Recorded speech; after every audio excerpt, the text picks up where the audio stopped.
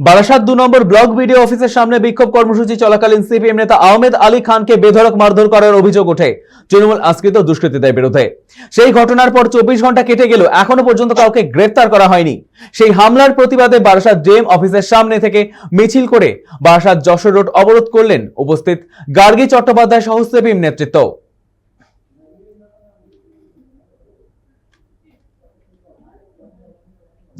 এই মুহূর্তে আমাদের সঙ্গে টেলিফোন লাইনে রয়েছে আমাদের প্রতিনিধি দীপ সেন। দীপ, এই যে সিপিএম নেতা আহমেদ আলী খানকে বেধড়ক মারধরের ঘটনার অভিযোগে এই যে বিক্ষোভ কর্মসূচি চলছে, আর কি জানতে পারছো, কি আপডেট পাচ্ছ?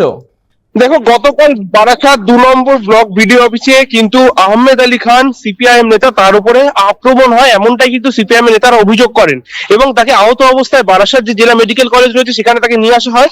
পরবর্তী সময় তিনি এখনো চিকিৎসাধীন রয়েছে। কিন্তু এরই প্রতিবাদে কিন্তু আজকে সকাল থেকেই বারাসাতে একাধিক জায়গায় ছোট ছোট মব আকারে তৈরি হচ্ছিল সিপিআইএম কর্মীরা। তারা কিন্তু একসাথে প্রথমে ডিএম অফিসের সামনে বিক্ষোভ দেখান এবং তার পরবর্তী সালে সেই বিক্ষোভ সমাবেশ কিন্তু একবারে মিছিল করে এসে বারাসাত যে চাপাটালি মোড় আছে সেই চাপাটালি মোড় কিন্তু দীর্ঘ প্রায় আধা ঘন্টারও বেশি সময় অবরুদ্ধ করে রাখেন। তার ফলে একেবারে এক গুরুত্বপূর্ণ যে রাস্তা, সেই রাস্তা অবরুদ্ধ হয়ে যাওয়ার ফলে কিন্তু ব্যাপক যানজট তৈরি হয়েছে গোটা বারাসাত শহর জুড়ে।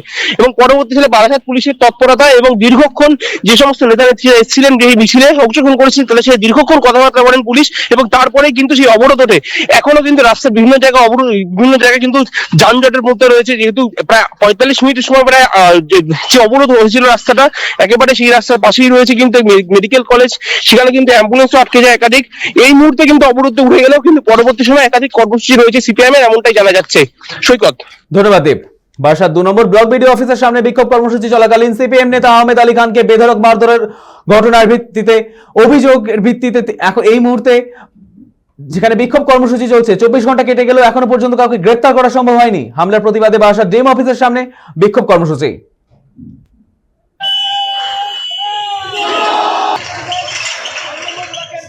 সাতজনকে আক্রমণ করা হয়েছে।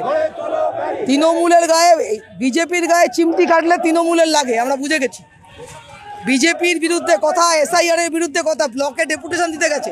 যেভাবে আহত, রক্তাক্ত, আক্রান্ত করা হয়েছে, আহমেদ আলী খান হসপিটালে ভর্তি, তার বিরুদ্ধে আমরা রাস্তায় নেমেছি। যতক্ষণ না দুষ্কৃতিকারীদের গ্রেপ্তার করা হবে রোজ অবরোধ চলবে, রোজ অবরোধ হবে।